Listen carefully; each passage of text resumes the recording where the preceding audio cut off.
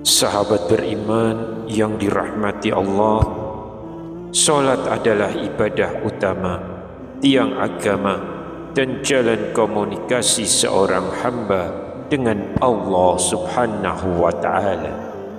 Namun, tahukah kita, ada hal-hal kecil yang sering tidak kita sadari, tapi bisa mengurangi kekhusyukan dan kesempurnaan salat kita.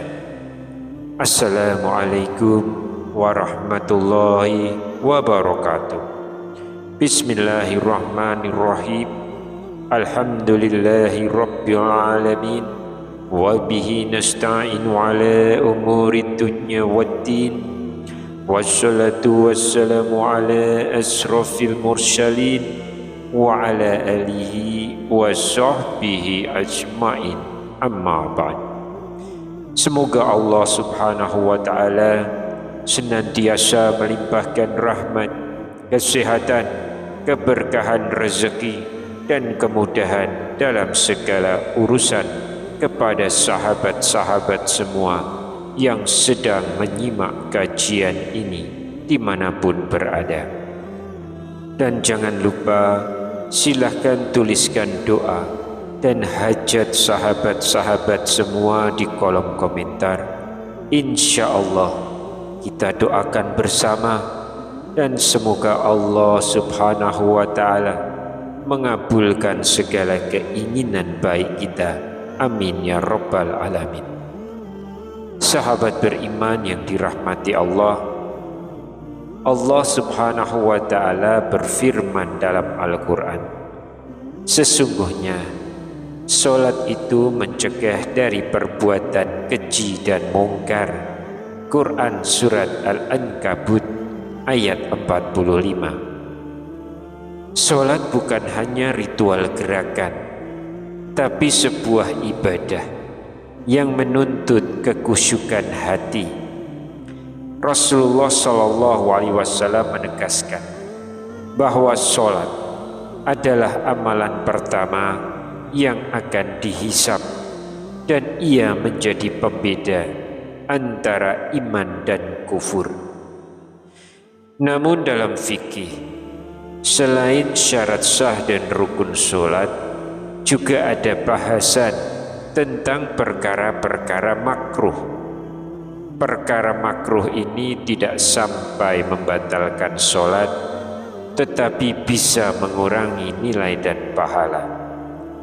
Namun sebelum kita lanjutkan, jika ini adalah pertama kalinya Anda singgah di channel ini, jangan lupa tekan tombol like dan subscribe agar terus mendapatkan kajian yang bermanfaat.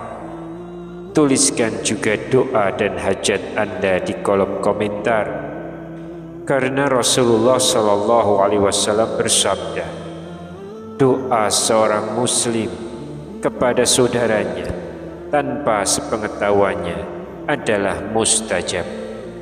Di atas kepalanya ada malaikat yang diutus. Setiap kali ia berdoa untuk saudaranya dengan kebaikan, malaikat itu berkata, amin, dan bagimu seperti itu juga.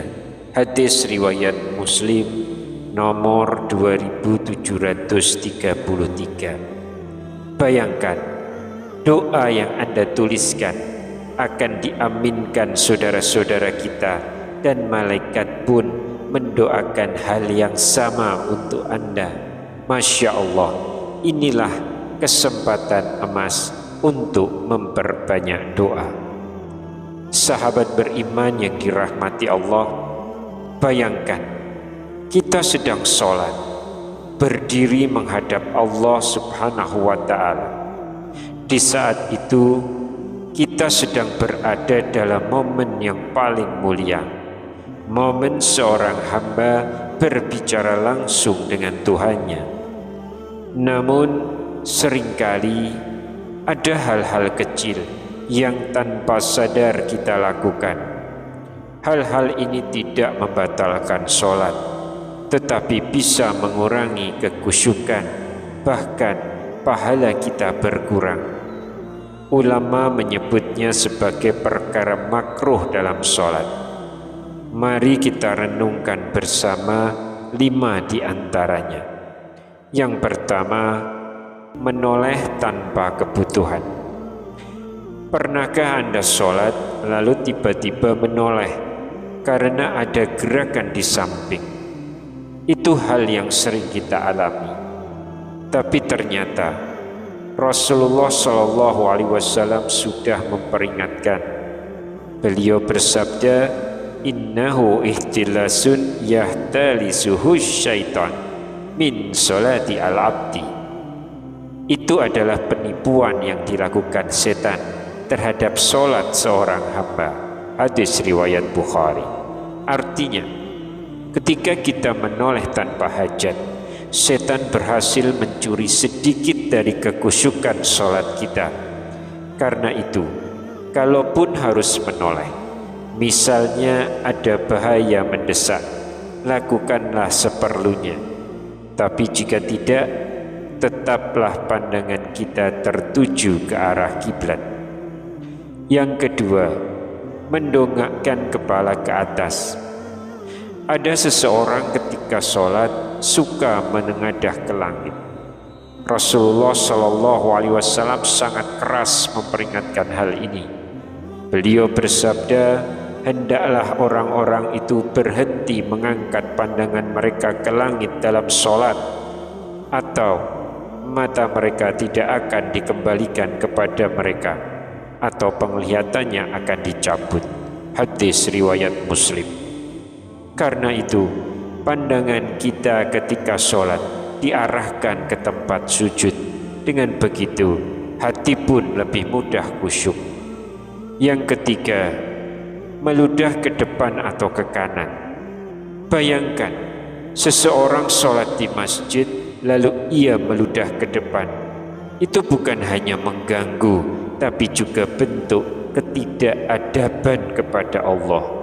Rasulullah SAW bersabda, apabila salah seorang dari kalian berdiri untuk sholat, maka sesungguhnya Allah berada di hadapannya.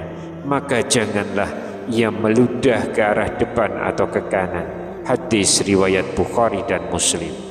Kalau terpaksa, meludahlah ke kiri atau siapkan sapu tangan atau tisu. Itulah adab di hadapan Allah Subhanahu wa ta'ala.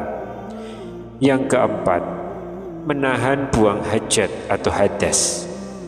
Pernahkah Anda sedang sholat tapi merasa ingin buang air kecil atau besar?